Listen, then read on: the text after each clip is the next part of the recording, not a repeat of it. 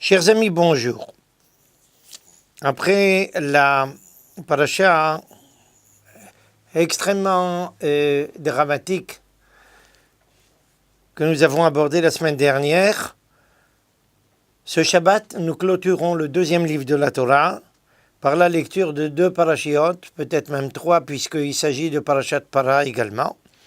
Mais sur le plan de l'ordre ordinaire du Shabbat, nous clôturons la lecture du deuxième livre par 2 parashiot, Vayakhel Pekudei, qui relate cette fois-ci non plus la façon dont on doit préparer le tabernacle, mais 2 parashiot qui précisent très exactement que le tabernacle a été constitué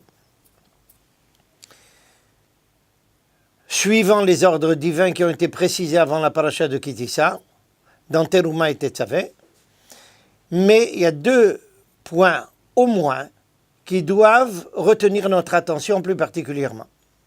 D'abord, le nom que portent ces parashiyot. La première d'entre elles s'appelle Vayakhel. Il s'agit d'un terme qui signifie réunir. Au moment de la constitution du tabernacle, Moïse réunit tout le peuple. Ce point ne peut pas passer inaperçu.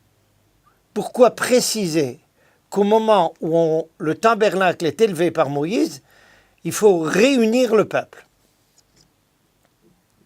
Un deuxième point extrêmement important, il est signifié de façon assez flagrante que ceux qui ont essentiellement contribué à la constitution de ce tabernacle, ce sont les femmes du peuple juif qui n'ont pas hésité à donner les choses qui sont le plus à cœur à une femme, leurs bijoux, sans aucune hésitation. Ce qu'elles avaient refusé de faire au moment de la création du veau d'or. Un point que Dieu leur a gardé et leur a signifié durant toute l'histoire, à tel point que dans certaines communautés, essentiellement les communautés d'origine nord-africaine, on a l'habitude de rappeler que le jour de Rosh Chodesh, on dispense les femmes de travail, mais, et ça c'est dans toutes les communautés, mais on rajoute quelque chose de très particulier. Les mères de famille ont l'habitude d'allumer une veilleuse, sans bénédiction, mais une veilleuse, pas 2 comme le Shabbat, le jour de Rosh Chodesh. Pourquoi? Le tabernacle a été érigé le 1er du mois de Nissan, autrement dit à Rosh Chodesh Nissan, dans quelques jours. Et en récompense de cette attitude généreuse des mères de famille juives, et qui est plus que généreuse, parce que faire cadeau ceux auxquels on confère tellement de sentiments, qui sont liés à tellement d'émotions durant la vie, pour ce qui relève du sacré, est quelque chose qui n'est pas du tout trivial. Et nos chachamim n'hésitent pas à dire que c'est la raison pour laquelle la halakha les dispense de tout travail jour de Rosh Chodesh pour les remercier de cette générosité-là. Et générosité pour le sacré. Ce qui exprime bien comment la femme juive est celle qui va toujours permettre la présence du sacré dans la vie juive. Mais revenons au premier point que nous avons soulevé. Le fait qu'au moment de l'établissement du tabernacle, Moïse réunit tout le peuple. Rappelons-nous que nous clôturons le livre de Shemot, le deuxième livre. Pourquoi il faut les réunir? Parce que là se soulève un point fondamental.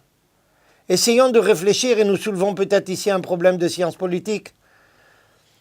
Sur la base de quoi se constitue tout peuple?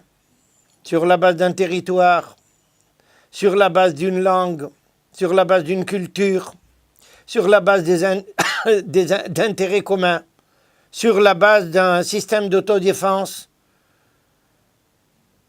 et j'en passe. c'est complètement différent de ce qui constitue la base du peuple juif. Et c'est ce que vient nous préciser cette paracha. Le peuple juif ne se constitue pas, n'a jamais été constitué et ne sera jamais constitué sur des bases strictement terre à terre, aussi importantes soient-elles que celles que nous venons de préciser. Le peuple juif se constitue en tant que tel comme un peuple ayant une orientation spirituelle entièrement consacrée au sacré. Je ne sais pas dans quelle mesure tous les auditeurs qui m'écoutent aujourd'hui ont suffisamment entendu parler d'une grande personnalité qui a marqué le judaïsme contemporain, le grand rabbin d'Israël, le Rav Abraham Yitzhak HaKohen Kook, natif de Lituanie, qui est venu s'installer en Israël en 1902 et qui a été à la tête de tout ce qu'on appelle aujourd'hui le sionisme religieux. Autrement dit, tout le courant religieux qui est à la fois extrêmement sioniste jusqu'à aujourd'hui. Un géant du judaïsme, un géant en Torah, un géant en culture générale, un écrivain hors classe, un poète incomparable, et surtout une personne qui avait un amour infini pour le peuple juif, pour n'importe quel juif, prêt à sacrifier tout ce qu'il avait de plus cher pour n'importe quel juif et surtout pour tout le peuple juif. Et le Rav Kook nous précise le point suivant. Deux valeurs essentielles constituent l'axe autour duquel tourne le peuple juif de tout temps. Emet ve Emouna. Emet la vérité, Emouna la croyance. Nous n'avons jamais été constitués en tant que peuple parce que nous aurions eu besoin d'un territoire, d'une façon de se défendre, de défendre des intérêts communs. Pas du tout. Nous sommes des fils d'une famille qui a posé comme jalon de toute son existence et durant toute son existence le premier point fondamental, la foi en Dieu. Notre rapport avec Dieu.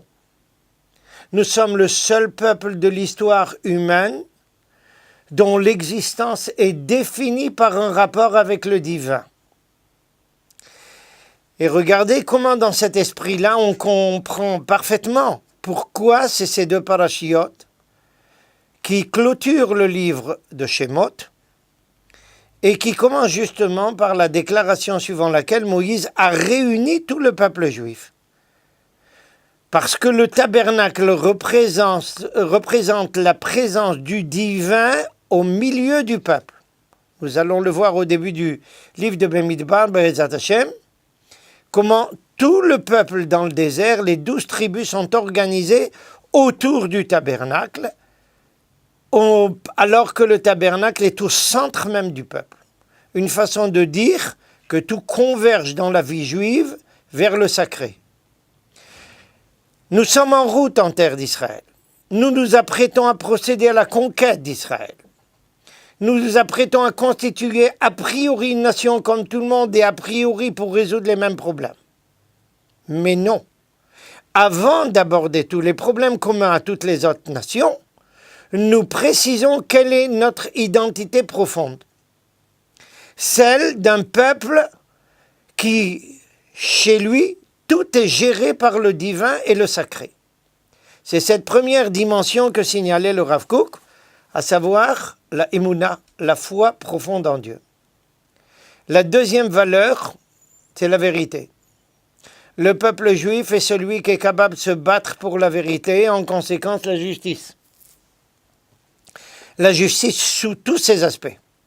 Il ne s'agit pas ici de défendre simplement la personne qui est poursuivie, la personne à qui on aurait causé un dommage quelconque. C'est défendre la justice partout sous tous ses aspects, même si celui qui doit bénéficier de cette justice, ce n'est pas celui qui est en mauvaise posture, mais c'est celui qui est en excellente posture. La justice en tant que justice, la vérité en tant que vérité. Quel que soit le bénéficiaire de cette justice et de cette vérité. et pas seulement une vérité au niveau social, une vérité au niveau même de l'examen de notre existence. D'essayer de comprendre où nous vivons, pourquoi nous vivons, vers quel but nous nous orientons. Tout ça fait partie de notre vérité. Et maintenant, tous les autres aspects communs aux autres peuples, à savoir notre autodéfense, notre économie, une certaine culture, tout ceci n'est qu'une enveloppe, qu'un habillement, un revêtement de l'essentiel, de ce qui est le plus central chez nous, Emet ve'emunah. C'est pour ça que le peuple juif a toujours été couronné de 2 titres. Le premier titre, c'est le titre de juif très répandu en exil, à savoir juif. Mais ce terme juif dérive, comme vous le savez, je suppose, du nom de Yehuda, de la tribu de Juda. Autrement dit, c'est un qualificatif qui nous relie à la dimension nationale du peuple juif.